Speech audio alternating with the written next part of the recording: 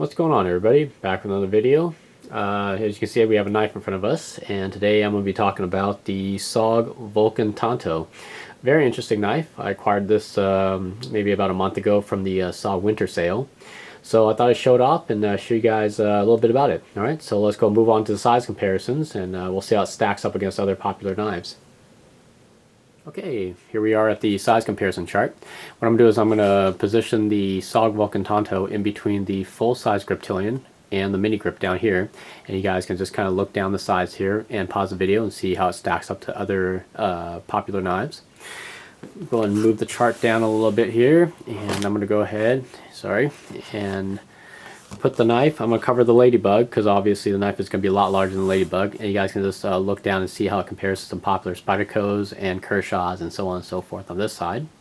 I'm going to go ahead and cut over to the external shots now. Okay, so here we're back. This is just going to be some external shots of the knife, of the opening and closing of the knife. It does use the arc lock system on here, and completely ambidextrous, as you can see.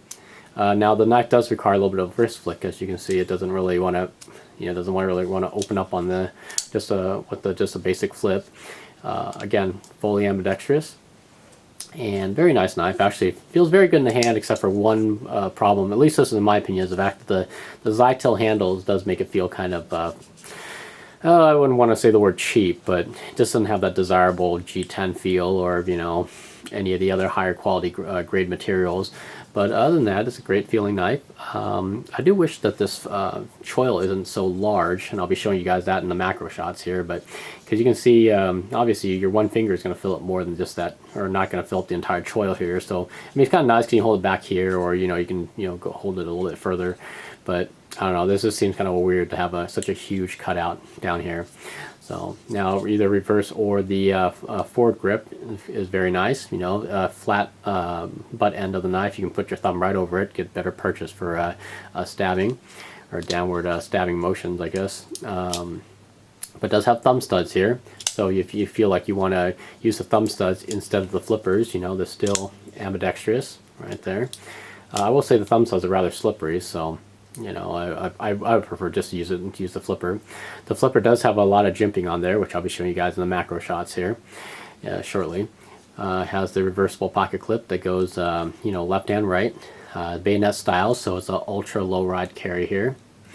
So before I go into the macro shots, I want to show you guys that this blade has a very similar shape. Actually, it's pretty much exactly the same as the Emerson CQC 15. Actually, I should bring it up here. You guys can tell it's got the similar recurve, and it's got the Tanto at the very tip there.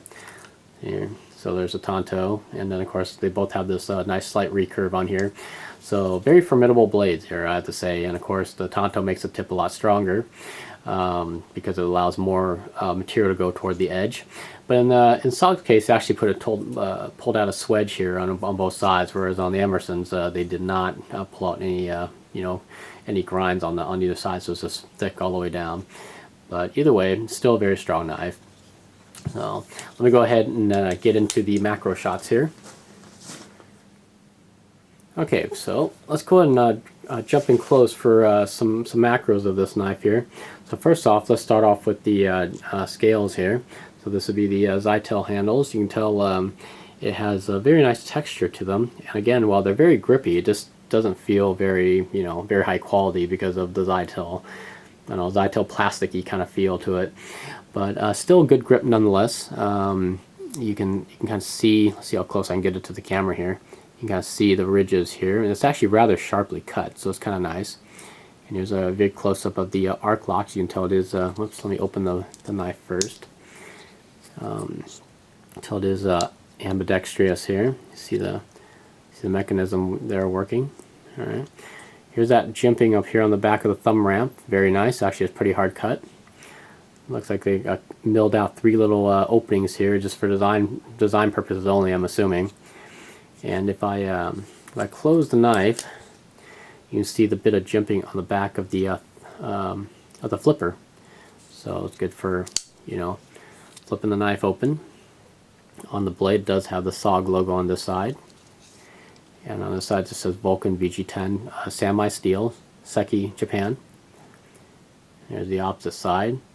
I have to say I'm not very big fan of this pocket clip though. I mean, as nice as a pocket clip it is, and it's actually pretty stiff, which is good. But I don't know about these three little milled out sections here. I understand it's probably to save weight, but I'd rather them actually maybe laser cut like the word SOG in here, their own logo in here, to actually be kind of cool. But you know, obviously they didn't do that. Let's see. As I said, it is reversible, I believe. You can take a tool, remove that screw, and this pocket clip will pop right out. You switch it to this side, and you can have a left-handed tip-up carry. Has a kind of a semi-generous size lanyard hole. You know, you probably get some 550 through here, although it'd be kind of challenging to get through there. Kind of rather open design. You can tell the liners are not milled out. Does have a kind of a small backspace around here. You can tell the handles are kind of contoured actually. They're not like completely like flat across. You know, they got a little bit of swells here and everything like that. So it makes the overall feeling of the knife pretty good in your hand, you know, when you're holding on to it. So it's not bad at all. Here's a nice shot of the tip here. Nice Tanto tip. You can see the grind lines in there. Very nice looking blade. Yeah, definitely a good collector's item and a good user as well. You know, it's definitely sharp. You know, most SOG knives are really sharp when they come from factory. At least that's my experience with them. And see a little bottom of that choil I was talking about, the big huge cutout here that you can put like pretty much 2 fingers in there. You know, you can put like 2 fingers in here and just get up on the top of the blade for finer work if you want to. Although I have to say this is not a very comfortable grip, at least for my size of hands. So for all intents and purposes, I just keep 1 finger in this cutout area here. So, all right, well there you have it. This is my review of the SOG Vulcan Tanto. Very cool flipper, you know, ambidextrous design, very awesome. You know, big points for the recurve and the Tanto point, you know, and it's a very versatile knife. You know, it's got multiple uses. You know, regardless of whether slash cuts or draw cuts or stabbing or, you know, whatever. This knife can pretty much do it all, I think. You know, relatively smooth opening. Some minor complaints. I wish this wasn't Zytel handles. I mean, I know it would probably bump the price up to use like G10 or something like that. But you know, for really though, I actually think it's kind of worth it. They actually made the materials a little bit better. Also, the flipper's a little tiny bit too small. You can tell it doesn't really protrude much. If this was an assisted flipper, it'd be a little bit different. But as you can tell, it's not assisted. So you know, even after you're pulling out, you do have to give it a nice wrist flick to get the rest of the blade to lock into place. So I wish the flipper was a little bit longer, or they could have made it assisted. You know, or you know, I don't know, redesigned this so the flipper has, you know, when you pull back on it, would actually get the blade to flip out all the way. But on that, it's great. I think it's a great knife, you know. And you guys can look it up on SOG's website if you guys have any questions, or you know, you want to look for more highly detailed photos of this knife. But other than that, I want to thank everybody for watching, and I'll catch you guys on the next vid. All right, take care. Thanks a lot.